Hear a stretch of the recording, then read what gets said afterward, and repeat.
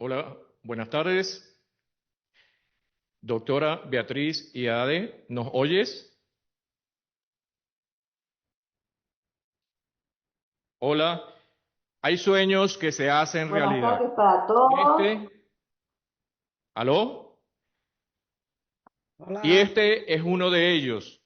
Este proyecto nace en Ecuador hace 2 años más o menos, cuando nos invitaron a un simposio de enfermedad inflamatoria intestinal. Estaba la doctora Beatriz Iade. Tuve el honor de estar invitado por el doctor David Andrade y la doctora María Luisa, y ahí nació algo que ya veníamos pensando desde tiempo atrás: el curso diagnóstico precoz de la enfermedad inflamatoria intestinal. ¿Y por qué el curso de diagnóstico precoz? Porque tenemos que lograr la meta de trabajar conjuntamente con los médicos de atención primaria y lograr que el diagnóstico sea lo más pronto posible y el tratamiento adecuado también se instale de forma temprana. Por eso, como gran familia Panco, unidos a la familia OPGE de la Organización Panamericana de Gastroenterología y todas las sociedades de gastroenterología de Latinoamérica, estamos, como debe ser, unidos para realizar esta gran labor. Doctora Iade, sus palabras, adelante. Doctora María Teresa, adelante. Bueno, buenas tardes a todos. Buenas tardes para todos. Para mí es un honor el compartir con ustedes el haber formulado este curso en el que el doctor Beitía le puso un enorme esfuerzo y ha trabajado muchísimo para llevarlo adelante. Tengo que decirles que en este momento hay 100 participantes de Latinoamérica.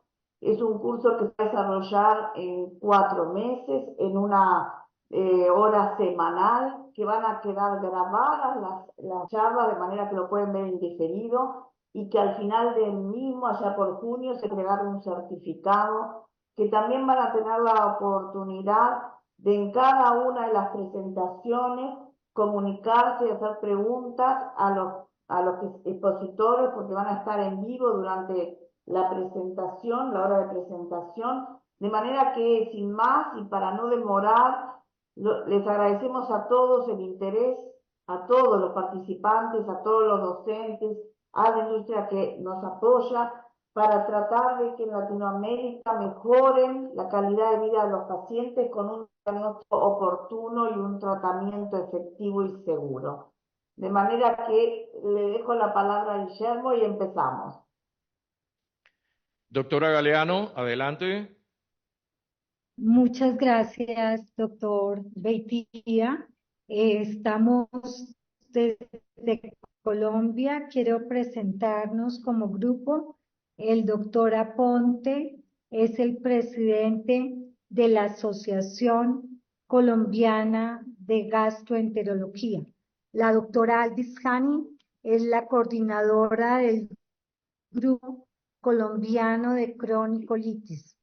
La doctora Lina, quien nos acompaña, es la presidenta de Medicina General. La doctora Diana y yo somos gastroenterólogas y representamos el grupo GECOL y el grupo colombiano de interés en enfermedad inflamatoria intestinal. Nos acompañan en la sala el personal de salud interesado en enfermedad inflamatoria intestinal. Primero, agradecemos al doctor Beitía y a la Organización Panamericana de Cronicolitis por esta gran oportunidad. Segundo, a la Organización Panamericana de Gastroenterología, representada por el doctor Piscoya y el doctor Hugo Cedrón. Agradecemos a la doctora Iade y a todos los compañeros de el compromiso con este curso de enfermedad inflamatoria, diagnóstico precoz. Damos un saludo muy especial a todos los presidentes de las asociaciones de gastroenterología y a todos los coordinadores de los grupos de interés desde Colombia. Todos estamos muy contentos de participar en este curso. Muchísimas gracias, doctora Galeano. Muchísimas gracias, doctora Iade. Estamos en familia, PANCO unido a todas nuestras sociedades hermanas de internistas, médicos generales, de familia, a los residentes que tanta información requieren. Somos definitivamente una gran familia. Somos la familia PANCO, somos la familia OPGE y a continuación el saludo del presidente de la Organización Panamericana de Gastroenterología, doctor Alejandro Piscoya. Hola, buenas tardes. Desde la Organización Panamericana de Gastroenterología, yo quiero felicitar a PANCO por esta iniciativa tan interesante de buscar un acercamiento con otros médicos, no los habituales gastroenterólogos, expertos en inflamatorias, que probablemente saben muchas de estas cosas, pero más con el médico internista, con el médico general, el médico de familia, que están un poco más lejos, pero que al revés son probablemente los primeros que van a ver este tipo de pacientes y que son los que están llamados a identificarlos pronto. Y creo que esa es la importancia de este curso, de llamar a la gente que va a ver estos pacientes la primera vez y pueda iniciar el camino del diagnóstico, el tratamiento y enviarlos a quien corresponda. Creo que esta es una buena iniciativa a la que nos hemos aunado porque nos parece realmente interesante. Desde OPGE, mis felicitaciones a todos los participantes, sobre todo a PANCO por la idea y a todos los que van a participar a lo largo de este camino. Muchas gracias. Muchísimas gracias, doctor Piscoya. Vamos a continuar trabajando juntos. Son muchas las cosas que podemos hacer por Latinoamérica y bueno, esto es una demostración. Les manifestamos el orgullo que sentimos, que hay más de 600 inscritos en el curso, noticia que nos llenó de entusiasmo y alegría.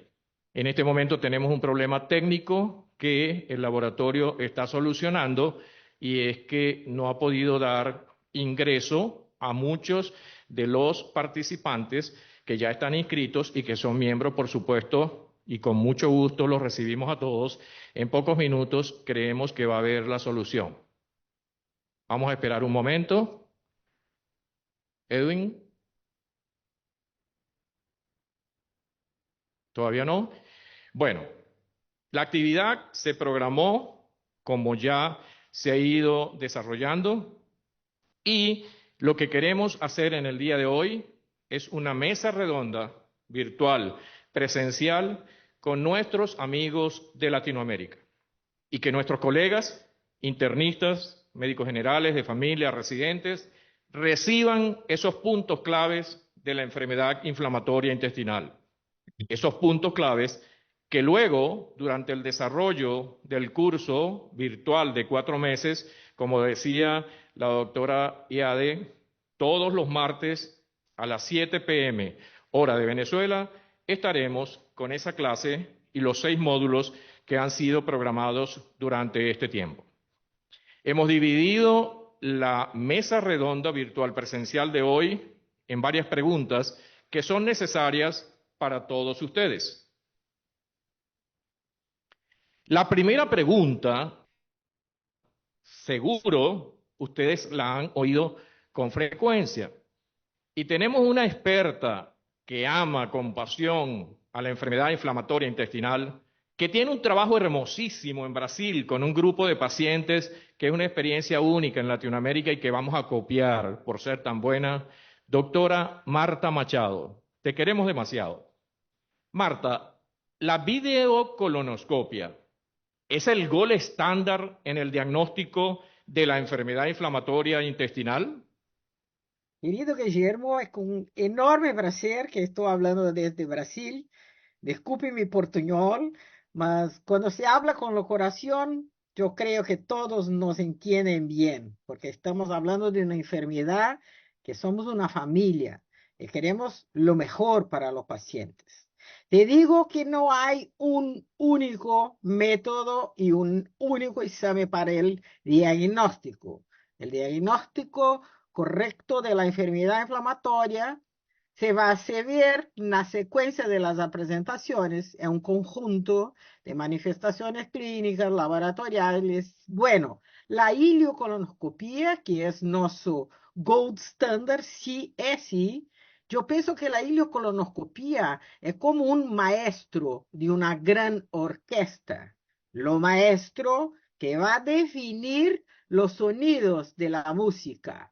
Porque la ileocolonoscopia nos fornece, sí, el diagnóstico, la extensión de la enfermedad.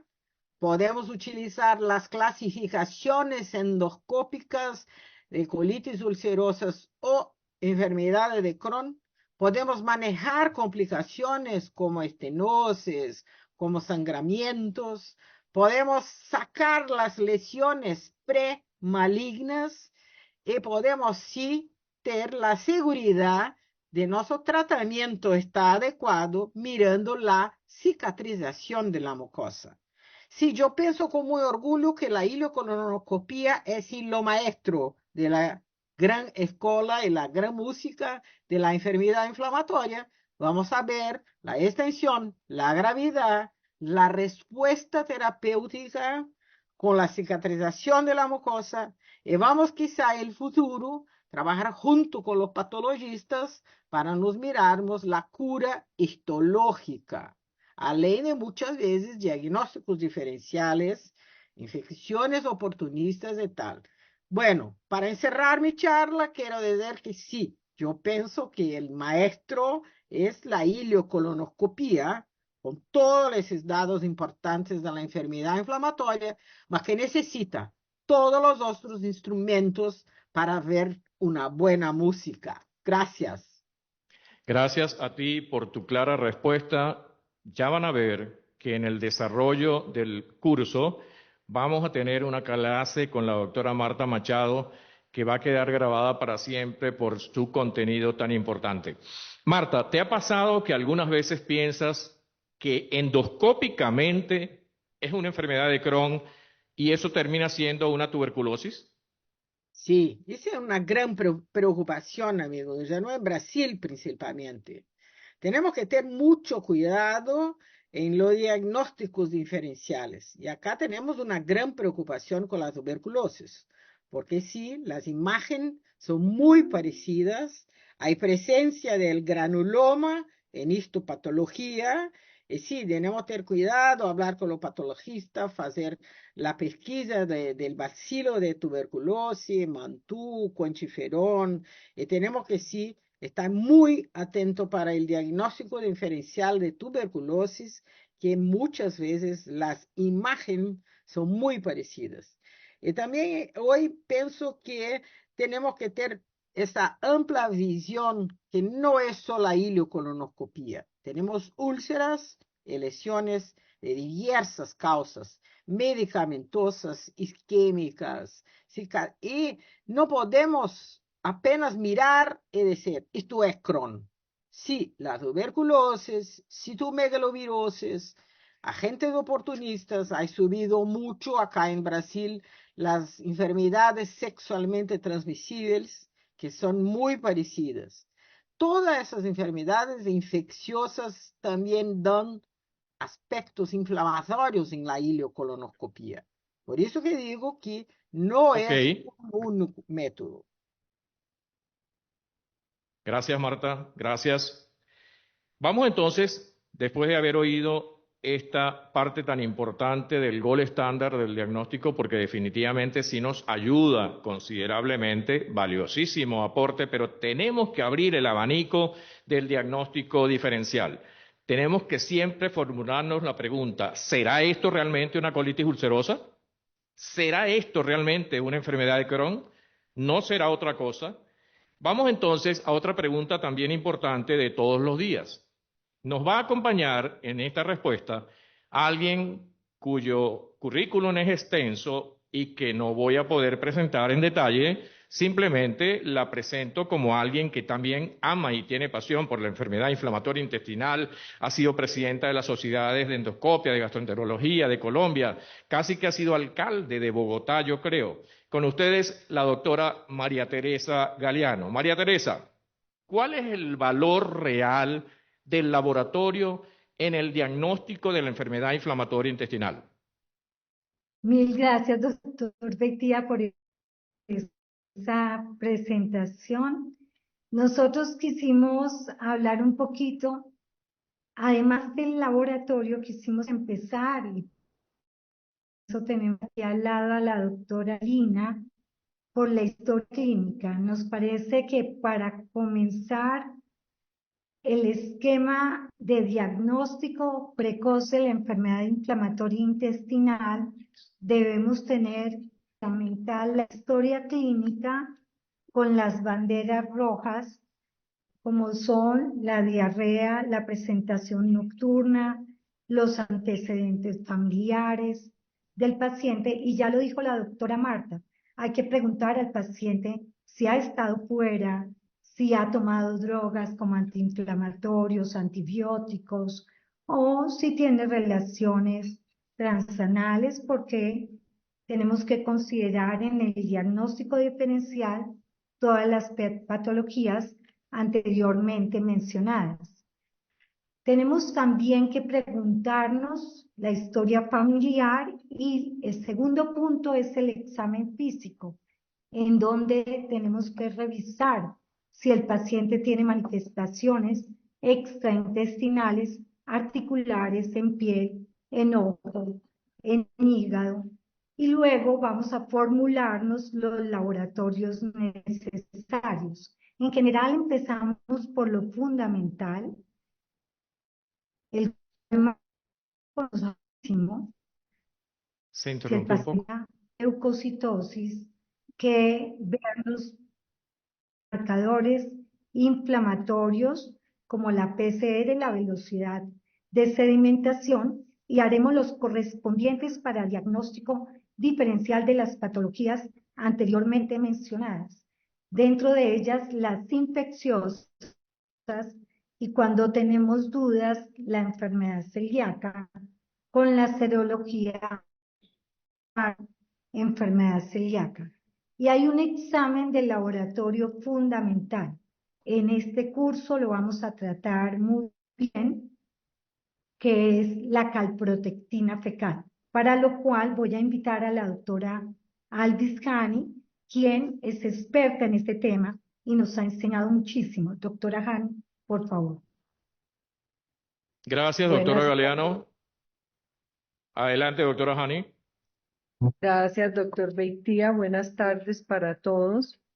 Bueno, la calprotectina definitivamente ha sido una parte aclaratoria en el diagnóstico, seguimiento y pronóstico de la enfermedad inflamatoria intestinal. Vemos cómo esta puede encontrarse en el plasma en mínimas cantidades y su mayor concentración siempre ha sido en la materia fecal. De las nuevas publicaciones, las guías de biomarcadores para el diagnóstico en colitis ulcerativa y en enfermedad de Crohn, ha determinado que los niveles de la calprotectina tienen que ser importantes para poder establecer la historia y el curso de la enfermedad, establecer el pronóstico de la misma. Desafortunadamente, aquí en Colombia y en muchas partes del mundo, no se ha logrado estandarizar el valor o la técnica mejor para la utilización de la calprotectina. Es por esto que los valores son muy variables y, perdonen la redundancia, son muy variables porque de acuerdo al laboratorio vamos a obtener los resultados. Las nuevas guías de biomarcadores nos han mostrado que valores por encima de 150 podrían confirmarnos el diagnóstico de un proceso inflamatorio a nivel del intestino delgado o del intestino grueso, teniendo siempre en cuenta que los niveles de calprotectina pueden estar elevados en muchas patologías. En muchas patologías, no solamente de origen gastrointestinal, sino de origen reumatológico. Es por esto que debemos, como lo decía la doctora Galeano, poder determinar una historia clínica adecuada que nos permita establecer el diagnóstico de nuestros pacientes. De igual forma, se ha utilizado la calprotectina para lograr una diferenciación entre síndrome de intestino irritable y enfermedad inflamatoria intestinal, y quizás es una de las formas que más utilización tiene en nuestro medio. Muchas gracias, doctora Excelente, Hani. muchísimas Listo, gracias. doctor Beatty. La pregunta que se me ocurre en este momento, doctora Hani, porque algunos residentes me han dicho, doctor, ¿qué problema? No he podido diagnosticar la enfermedad inflamatoria intestinal porque no he tenido cómo hacerle la calprotectina al paciente. ¿Es diagnóstica la calprotectina o es para seguimiento? Doctor, definitivamente los estudios nos han mostrado seguimiento y para establecer pronóstico, es decir, nos puede ayudar a determinar si un paciente puede llegar a requerir o no una colectomía en la historia natural de su enfermedad. Se ha utilizado para el diagnóstico diferencial entre síndrome de intestino irritable y enfermedad inflamatoria intestinal, pero la real utilidad es para el seguimiento mismo de la enfermedad. Exactamente. Muchísimas gracias por esa respuesta tan concreta. Ya sabemos, Latinoamérica no es diagnóstica la calprotectina fecal. Si la tenemos, qué bueno. Si no, podemos vivir sin ella. Pero nos va a hacer falta, como dice la doctora Hani, para ese diagnóstico diferencial que muchas veces es importante plantearse. Vamos con otro punto controversial. Ay, ay, ay, los pobres patólogos, que el patólogo de mi equipo no me está ayudando en el diagnóstico, que no tengo los elementos y que necesito que formemos nuevos patólogos. Sí, lo vamos a hacer definitivamente. Tenemos ya un grupo de patólogos que se están incorporando a PANCO que tengan amor por la enfermedad inflamatoria intestinal. Pero aquí tenemos a la doctora Teresa Gleck-Hill, que definitivamente desde que nos acompaña en nuestro equipo multidisciplinario del Grupo Venezolano de Enfermedad Inflamatoria Intestinal, lo que nos diga la doctora Teresa Gleck-Hill nos deja muy tranquilos y le vamos a formular la pregunta. Doctora Teresa, ¿la biopsia es siempre diagnóstica en enfermedad inflamatoria intestinal? Buenas tardes. Una pregunta muy interesante, doctor Beitia. La biopsia es una herramienta diagnóstica más y la utilidad de la biopsia va a estar en íntima relación con la magnitud de la información que reciba el patólogo al momento de evaluar esa biopsia. ¿Qué quiero decir con eso? El patólogo no solamente puede ver una lámina aislada, sino que tiene que tener la información clínica del paciente, los hallazgos de la colonoscopia, tiene que tener acceso a los estudios de imágenes, los estudios de laboratorio, porque como dijeron las anteriores expositoras, el abanico de diagnósticos diferenciales es sumamente amplio. Entonces, cuantas más herramientas tenga el patólogo, más fácil va a ser para él dar un diagnóstico lo más aproximado que pudiéramos hacer en beneficio del paciente. La biopsia sí es diagnóstica, sí me permite, por lo menos en el caso de una enfermedad inflamatoria intestinal, establecer si se trata de una rectocolitis ulcerativa o una enfermedad de Crohn, o por lo menos decir, este paciente no es portador de una enfermedad inflamatoria intestinal y estoy enfrente de algún otro tipo de colitis simuladora de enfermedad inflamatoria intestinal. Pero hay una serie de elementos que el patólogo tiene que manejar, tiene que estar consciente que hay presentaciones poco habituales de la enfermedad, por ejemplo, en el caso de una rectocolitis ulcerativa, que no haya compromiso de recto, o en el caso de una enfermedad de Crohn, que no haya un compromiso parcheado, sino que sea una afectación continua de la mucosa. Entonces hay una serie de elementos que un patólogo quizás inexperto puede no saber interpretar y por eso es que hay que formar un personal realmente adiestrado en el manejo de la enfermedad inflamatoria intestinal. Entonces, bueno, en conclusión, básicamente sí, la biopsia es muy útil en la medida que el patólogo forme parte de ese equipo multidisciplinario y tenga acceso a todos los elementos clínicos imaginológicos del paciente y que trabajemos siempre en equipo en beneficio de nuestro paciente. La doctora Teresa ha mencionado algo clave en enfermedad inflamatoria intestinal y es el equipo multidisciplinario. Esto es una enfermedad o son enfermedades tan complejas, tan heterogéneas, que deben ser evaluadas por un conjunto de expertos que amen y repito la palabra insistentemente porque es necesario. O sea, el equipo tiene que sentir pasión por lo que hace, porque son enfermedades realmente difíciles algunas veces. Doctora Teresa, me han dicho en varias oportunidades, no, eso no es un Crohn porque no tiene granulomas. ¿Qué le respondo? En el 50% de los casos es que vamos a observar granulomas y es más fácil observar un granuloma en el caso de un espécimen de resección quirúrgica. En una biopsia endoscópica, generalmente los granulomas los vamos a ver en la submucosa o en la profundidad y ese tipo de magnitud del estudio del tejido a veces no es posible en una biopsia endoscópica. Ante la sospecha de un Crohn, el patólogo está obligado a hacer cortes seriados de la muestra para tratar de descartar la presencia de granuloma, pero hay otros elementos. El hecho de que no consiga el granuloma tampoco me va a descartar un Crohn. Y si llego a ver un granuloma, estoy obligada, sobre todo en nuestros países latinoamericanos, a descartar otra etiología. Es más frecuente que ese paciente sea portador de una tuberculosis, una micosis profunda, antes de plantearse una enfermedad de Crohn. Entonces, granuloma no es enfermedad de Crohn. Granuloma es un elemento diagnóstico útil, pero que también me obliga a descartar otras patologías infecciosas en nuestro medio.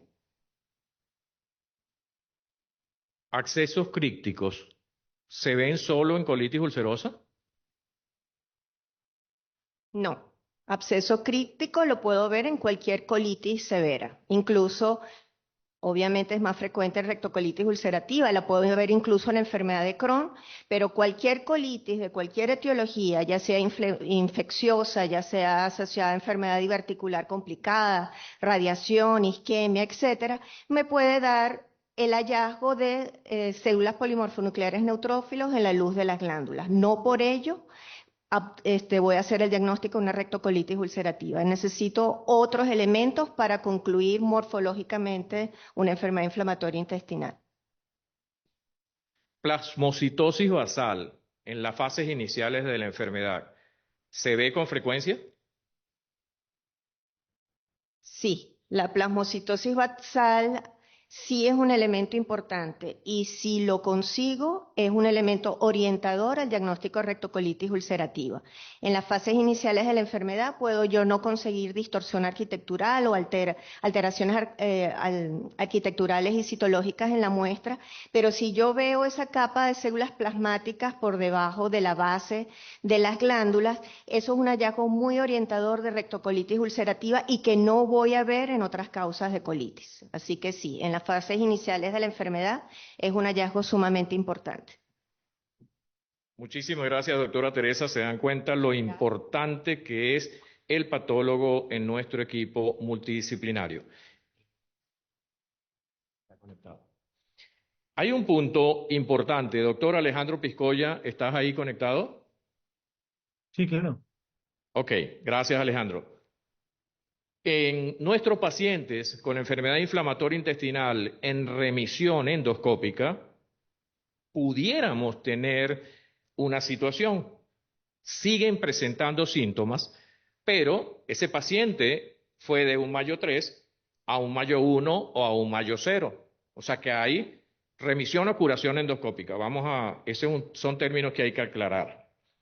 Tiene gases, tiene llenura, tiene diarreas no sanguinolentas, tiene criterios que pudieran reunir aquellos que nos dice la Fundación Roma. La pregunta concreta, Alejandro, ¿hay sobreposición del síndrome de intestino irritable? Porque esto es un punto un tanto olvidado.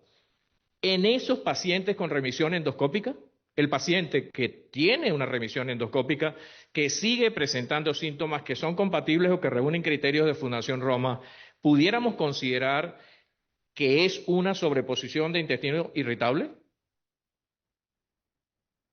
Bueno, eso no es un tema tan fácil porque tenemos enfermedad inflamatoria en cierto modo un grupo reducido de pacientes a lo largo del mundo, pero el síndrome de intestino irritable está en muchas más personas, está en una gran cantidad de pacientes y podemos tener varios escenarios, ¿no? El más simple es que en realidad el paciente que ya tiene colon irritable desarrolla una enfermedad inflamatoria y esta se maneja, se mejora, hay bastante mejores tratamientos para enfermedad inflamatoria y regresa a su colon irritable habitual.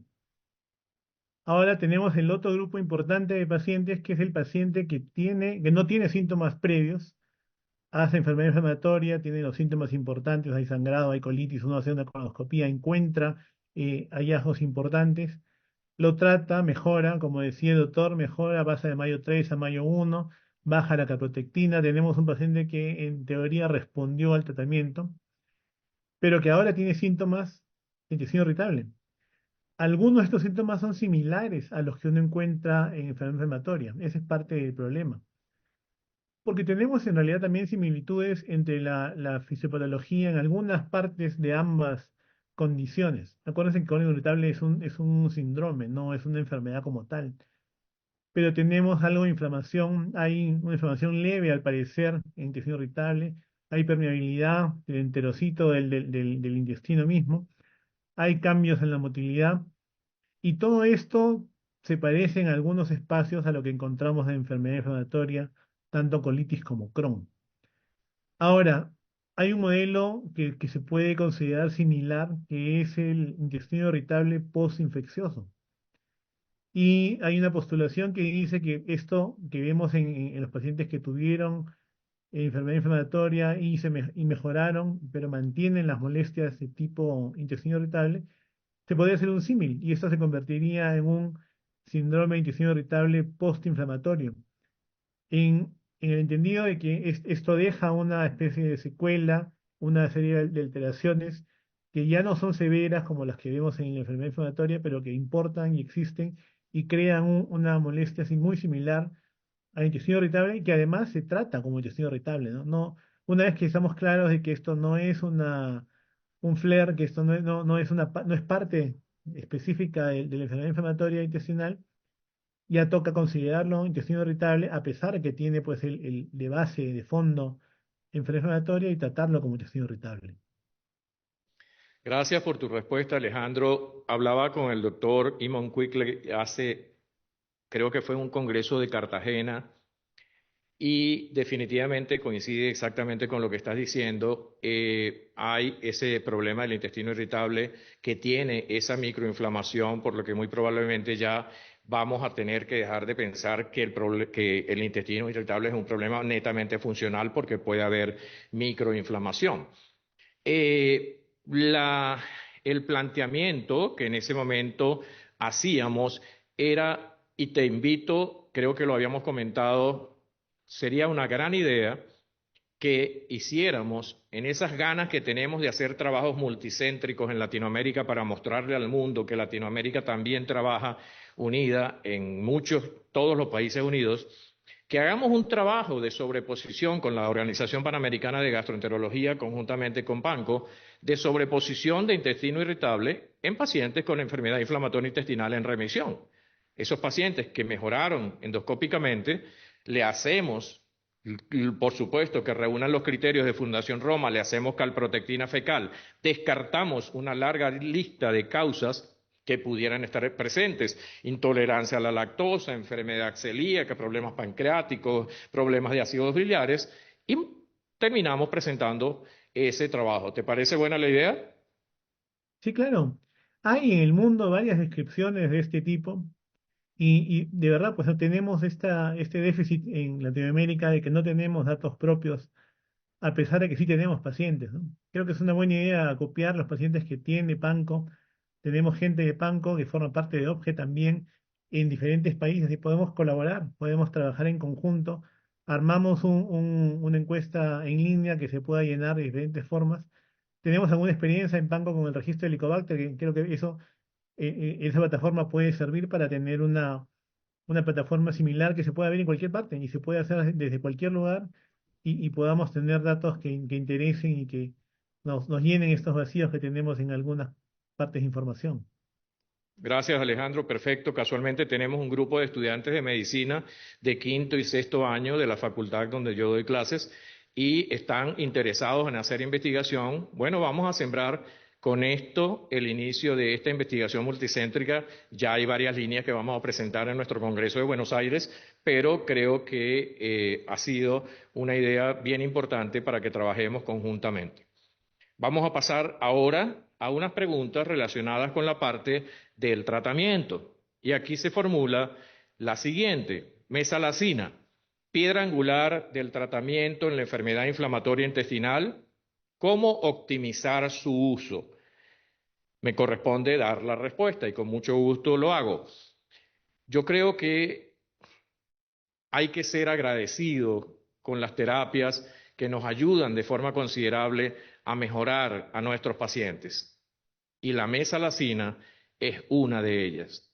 Excelente medicamento.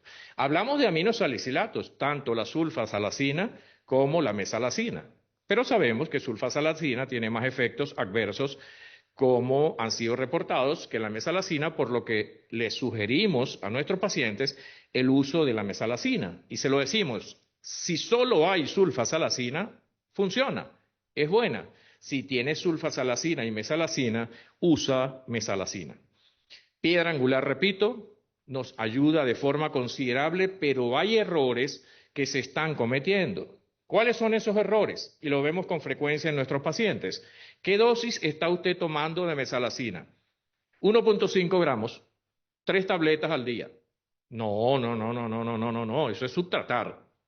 En la crisis, que quede claro, debe ser 4 gramos, 8 tabletas de mesalazina. En el mantenimiento, la mitad, 2 gramos, 4 tabletas de mesalazina. Eso es algo que debemos grabar. Estamos subtratando con la mesalazina y tenemos que llegar a la aclaratoria de que esas dosis deben ser las correctas. Lo hemos dicho en varias oportunidades. Otro punto, ¿cómo damos la mesalazina? Bueno, cada 8 horas. Yo creo que una de las formas que hay de mejorar la adherencia al tratamiento es dándole una sola dosis al día. Y muchos me han dicho, doctor, 4 gramos me voy a tomar juntos. Sí, 4 gramos se puede tomar juntos y eso da buenos resultados. Los estudios así lo apoyan, así lo soportan y tenemos que educar a nuestros pacientes que para evitar estar tomando varias dosis al día, pues puede ser una dosis única. Y el otro punto es la optimización del tratamiento usando la vía oral, los 4 gramos en la crisis, más la vía tópica, el supositorio de mesalazina. Hay trabajos que nos dicen que si utilizamos o aplicamos esa optimización utilizando vía oral y tópica, podemos evitar pensar que nuestro paciente va a requerir otra terapia porque al hacer uso de esa optimización, nuestro paciente experimenta una mejoría significativa. Entonces son cosas bien importantes que en relación a la mesalazina debemos tomar en consideración. Pasamos a otro punto muy controversial, un dolor de cabeza. ¿Está la doctora Keila Villa por ahí? ¿Doctora Keila? Sí, estamos por aquí. Ok, Ok, bienvenida, bien. apreciada doctora Keila Villa de República Dominicana. El punto, doctora Villa, es el de los esteroides. Buenos en la crisis, nunca como terapia de mantenimiento. ¿Estamos, doctora Keila Villa, abusando de los esteroides?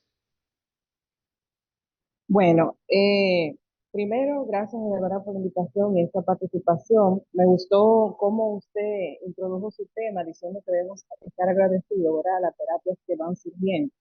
Y como sabemos, hoy por hoy, las innovaciones en la terapia es justamente para reducir el uso de corticoides. Ahora bien, en cierto modo, sí que abusamos porque en nuestra región, por ejemplo, las limitaciones que tenemos a lo que es el acceso a terapias óptimas desde un inicio en la enfermedad, pues realmente nos limita. Y los corticoides pues siguen siendo por hoy parte angular para esos brotes, ¿verdad? En el uso para esta enfermedad. Sabemos que conociendo aún más sobre los efectos adversos que los dividen, ¿verdad?, entre sistémicos o locales, tiene gran repercusión, pero entiendo que con juicio y el buen uso y en los momentos que se requieren, pues sí tienen siempre cabida, ¿no?, en el manejo de esos brotes, pero otra limitante que a veces sucede es que el mismo paciente a veces abusa de ellos cuando lo adquiere, por ejemplo, en nuestro medio, sin una supervisión médica adecuada. Y eso sí que podríamos decir que abusan muchos de los que no tienen el concepto claro con el uso de los corticoides. ¿Me escuchan? Sí, ¿se oye bien? Ok, Ok, sí. Ajá. bien. La dosis, 1 miligramo por kilo de peso día. ¿Qué dosis usas habitualmente? Sí, si vamos a dar inducción para la remisión de un brote, lo adecuado es ajustarlo a 1 miligramo por kilo por día, entendiendo que el mejor momento de nosotros dar esas altas dosis es de preferencia en la mañana, porque estamos suprimiendo, ¿verdad? O estimula la producción de lo que es el cortisol, donde esos pasa a ser como una hormona endógena. Entonces si lo vamos a usar, preferiblemente que sean en horas, ¿verdad?, matutinas, en la mañana a 1 miligramo por kilo, no más de 12 semanas según el brote, ¿verdad?, que estamos manejando. Como, bueno, no sé si luego era una de las preguntas, que nunca como mantenimiento, y es que los corticoides, por eso hablamos de ese plazo en tiempo de 8 a 12 semanas, ¿verdad?, en una crisis en brote, que de hecho ha tenido efecto aún en pacientes que han escalado de terapia, limitando su uso por los efectos sistémicos a largo plazo que estos pueden dar. Entonces, si lo vamos a usar en un correcto uso, preferiblemente en las mañanas, acompañado con terapias coadyuvantes, por ejemplo, para reducir el riesgo de osteopenia, osteoporosis, hasta desencadenar eventos a largo plazo, y no más de 12 semanas. Puntual en Muy dosis bueno, escalada. totalmente. O sea, 1 miligramo por kilo de peso día y podemos tener como tope 60 miligramos. Y Correcto. si ese paciente pesa 80 kilos, 60. Si ese paciente 60, pesa 50 kilos, 50. Es eso lo correcto. que habitualmente hacemos, ¿verdad?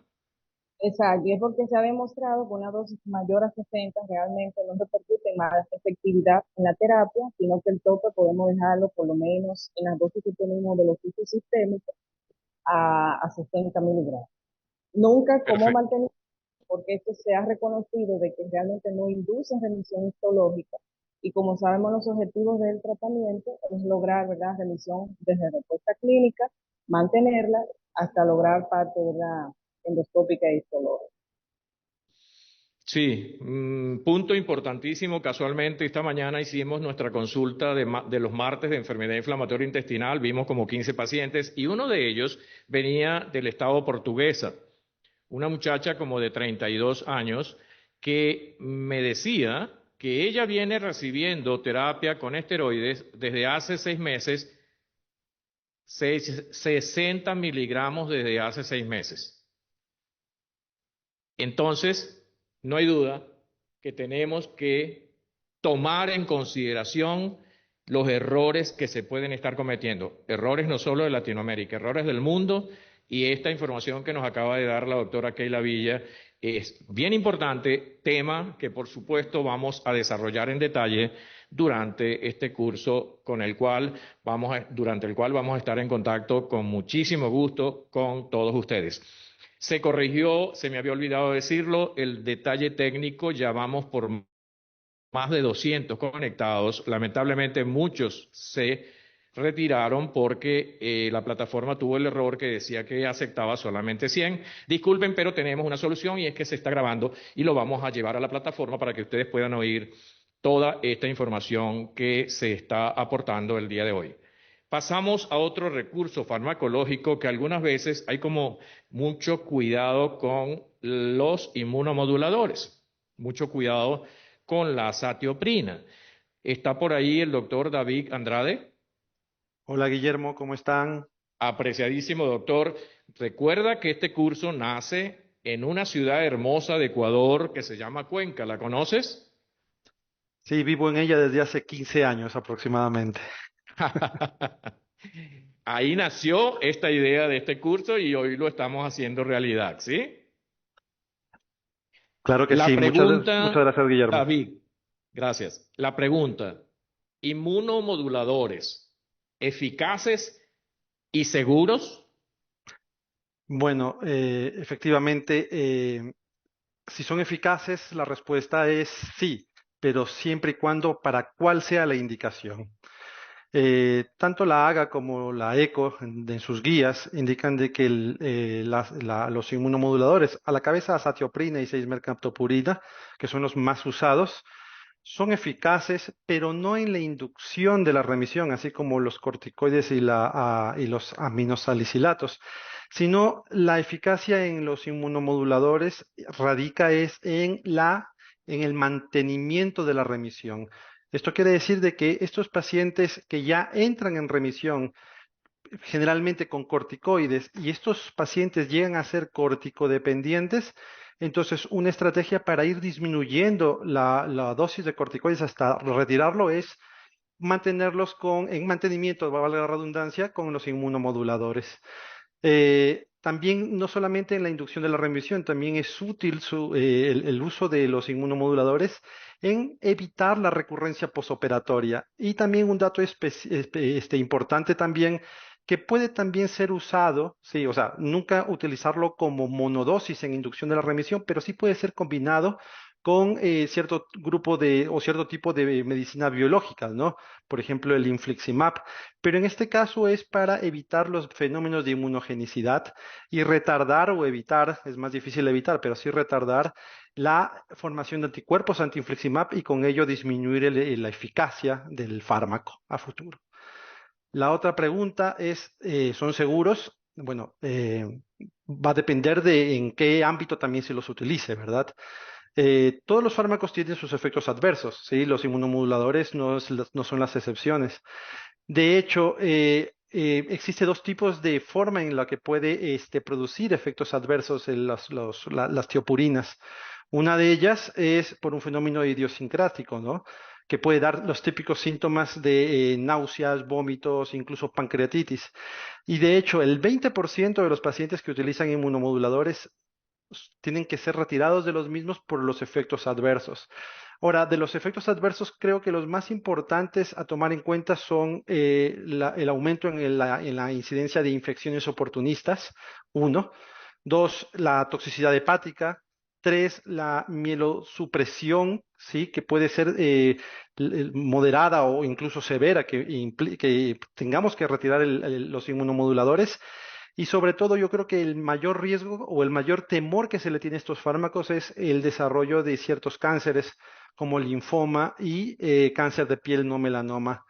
Eh, pero justamente para eso existen algunos métodos de screening o tamizaje de ciertos exámenes, como por ejemplo exámenes, hemogramas o perfil hepático de forma seriada inicialmente cada una semana, cada 2 semanas durante el primer mes, para ver si se ocurren estos fenómenos de mielosupresión, ¿sí?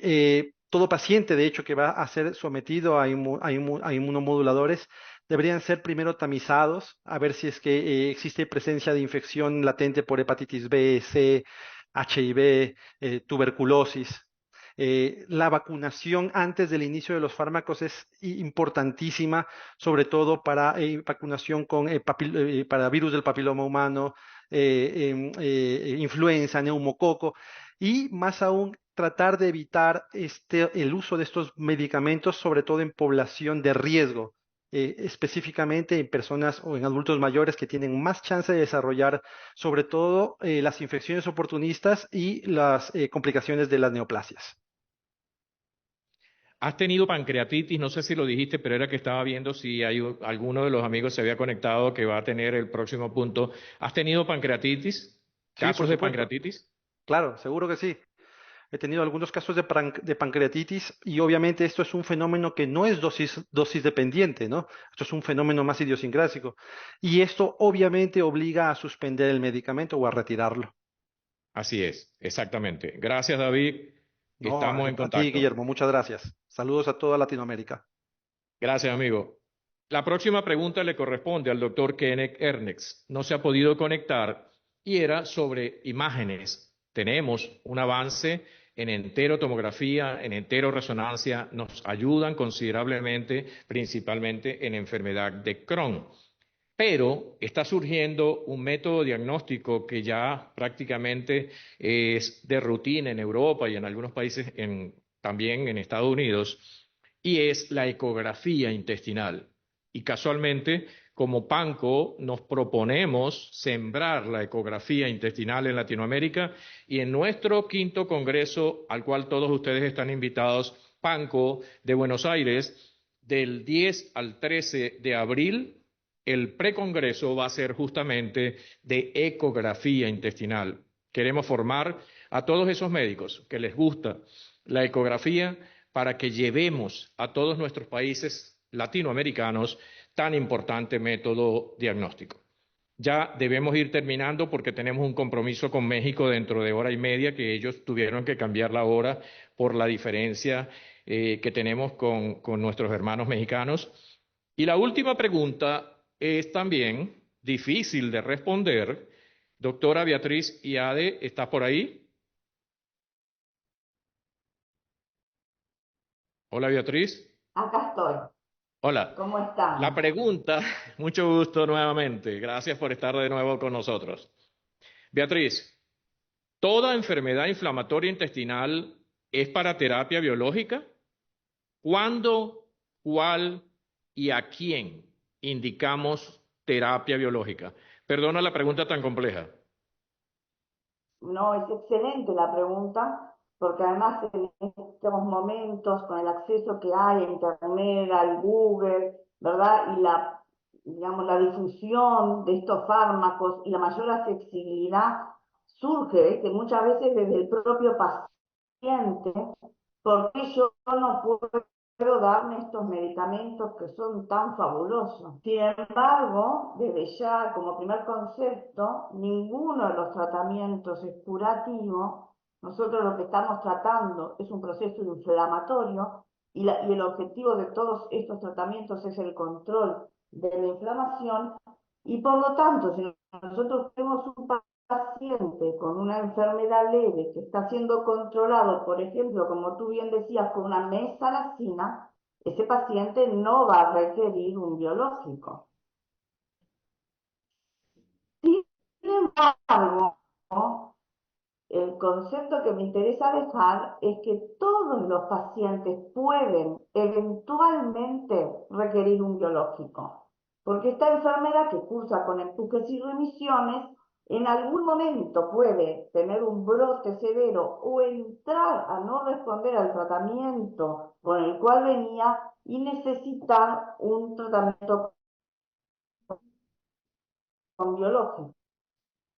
Que ya decimos que cuando hablamos de biológico, en realidad tratamiento biológico propiamente dicho y otros más, hay 5 tipos de fármacos, 5 clases de fármacos actualmente ya disponibles, no solamente los que son basados en anticuerpos, sino también pequeñas moléculas, y alguno de ellos, de los pacientes, puede requerirlas en algún momento de su evolución. Por eso el concepto sería, todo paciente puede en algún momento llegar a requerirlo. Y por lo tanto hay que empezar a prepararlo. Ni bien tenemos el diagnóstico para un eventual uso de alguno de estos fármacos. Dicho esto, ¿a qué paciente le va a venir bien un tratamiento con estos fármacos? Claramente el que no está respondiendo al tratamiento que se inició, sea porque es córtico-dependiente, córtico-refractario, inmunorefractario o intolerante a alguno de estos medicamentos. Y otro grupo de pacientes a los cuales se va a beneficiar es aquellos que tienen, por las características clínicas, elementos de que su enfermedad tiene un mal pronóstico. Es decir, que si no controlamos esa inflamación, van a tener un daño progresivo de su aparato digestivo y que va a llevar a una discapacidad. Entonces, digamos que sería el paciente que no respondió, que es intolerante o el que tiene factores de mal pronóstico, que bueno, que después los veremos con más detalle. Esa sería la primera contestación. Lo segundo Muchísimas que me gracias, Beatriz. Ok, lo perdón. segundo que me preguntabas era cuál, ¿verdad? ¿Cuál de ellos, de todos estos grupos de fármacos y a quién? Y para eso tengo que tener también las características de los pacientes, porque estos fármacos que indudablemente han cambiado, ¿no?, lo que es el tratamiento de la enfermedad para bien, también tienen sus espaldazos que va a depender del grupo del que estemos hablando. Por lo tanto, es importante saber la edad. Hay fármacos que no se pueden dar en la niñez o no se pueden dar en el embarazo, o hay que tener precauciones en el anciano, o cuáles han, si tiene comorbilidades, si ha tenido o no una neoplasia previa, cómo es su estatus de infecciones, si está cursando o desea un embarazo. De manera que todas esas características hay que tenerlas en cuenta en la selección. Las características de la enfermedad, como decíamos, no si tiene una enfermedad más agresiva, con una enfermedad perianal, si tiene manifestaciones extraintestinales, también nos puede cambiar, ¿no?, la opción terapéutica. Y también es importante lo que el paciente desee, porque en definitiva, ¿verdad?, el paciente es el que va a recibir el tratamiento y a veces en la selección tenemos que decir, bueno, si es un paciente que le tiene, por ejemplo, fobia a las agujas, fobia a los inyectables, tratar de optar por uno que tenga una vía de administración oral. Es decir, es bastante complejo decidir cuándo, a quién y cuál, y por eso hablamos de un tratamiento personalizado. Tal cual. Realmente se ajusta exactamente tu respuesta a lo que debemos hacer en el día a día y la conclusión es, tenemos que evaluar, estratificar el riesgo. Nuestro paciente con colitis ulcerosa o enfermedad de Crohn tiene bajo riesgo, podemos plantear terapia con aminosalicilatos, esteroides por el menor tiempo posible, inmunomoduladores. Si el paciente lo estratificamos como de alto riesgo, sobre todo en enfermedad de Crohn, ya sí en ese momento tenemos que pensar en la terapia top-down, comenzando con terapia biológica, monoterapia o terapia combinada, y luego decidir con cuál nos quedamos. Y la pregunta que está formulada acá, entre otras, se ajusta bastante a lo que acaba de decir la doctora Beatriz. En pacientes con artritis reumatoidea que ya usan corticoides, durante su evolución debuta con colitis ulcerosa, ¿cómo abordarlo? Estratificando el riesgo. Tenemos que saber si hay alto riesgo o si hay bajo riesgo.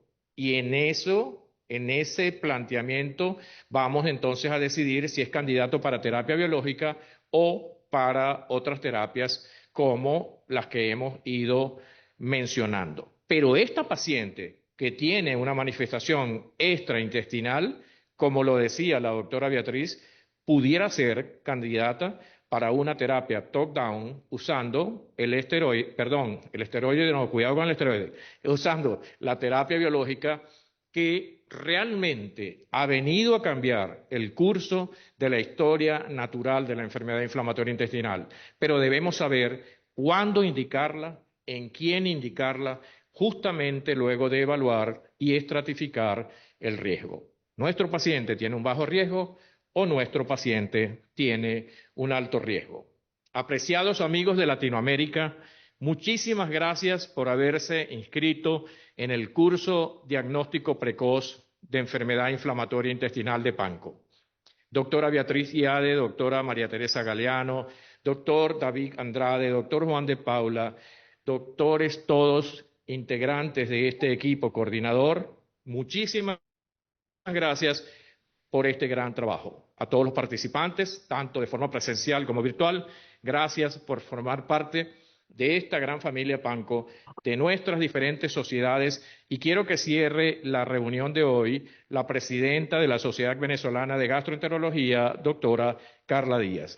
La próxima reunión para los participantes del curso va a ser el martes 12 a las 7 de la noche, hora de Venezuela, cuando daremos inicio formal al primer módulo de nuestro curso Diagnóstico Precoz de Enfermedad Inflamatoria Intestinal. Doctor Piscoya, un honor que haya estado con nosotros. Muchísimas gracias. Tenemos mucho trabajo por realizar y lo más importante, existe la disposición y queremos hacer ese trabajo conjunto por el bien de nuestros hermanos latinoamericanos. Cierra la reunión la doctora Carla Díaz, presidenta de la Sociedad Venezolana de Gastroenterología. Adelante, doctora Carla Díaz.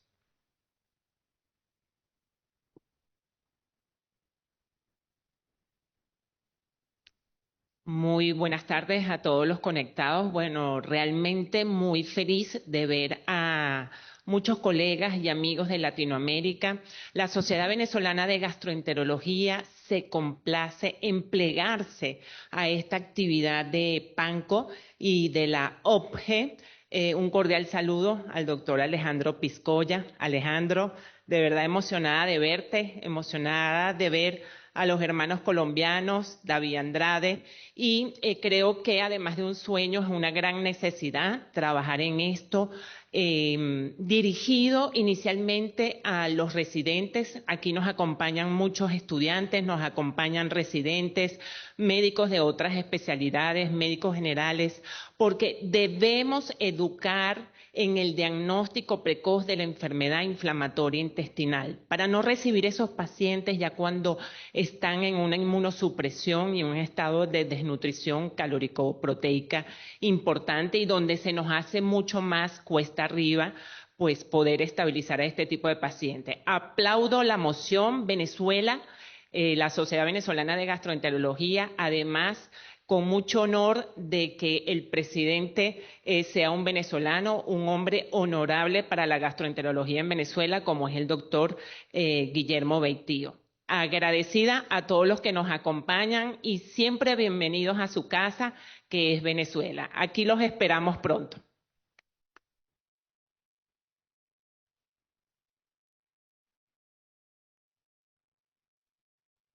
Apreciados amigos, pronto nos vemos. Muchísimas gracias. Un gran abrazo para todos. Hasta luego, amigos. Nos vemos.